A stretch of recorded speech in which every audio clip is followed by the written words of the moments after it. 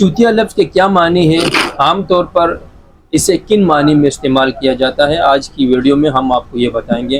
اور یہ تحریر ہے ریاض اللہ فاروقی صاحب، وہ لکھتے ہیں چوتیا لفظ کے بارے میں ہمارے ہاں ایک غیر ضروری حساسیت پائی جاتی ہے۔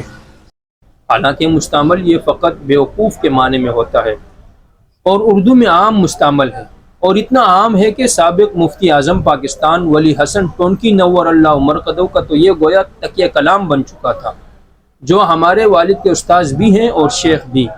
مزے کی بات یہ ہے کہ مفتی صاحب بہت خوشگوار موڈ میں ہوتے تو کسی کی احمقانہ بات سن کر فرماتے، اچھا تو آپ بھی میری جماعت میں شامل ہو گئے۔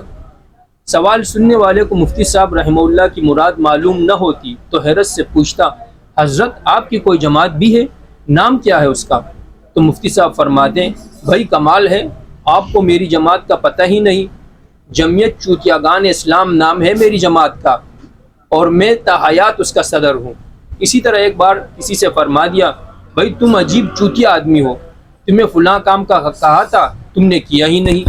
اس نے معصومیت سے عرض کیا، حضرت آپ نے ہی روک دیا تھا بعد میں۔ مفتی صاحب برجستہ بولے، تو ٹھیک ہے ہم دونوں ہی چوتیا ہے۔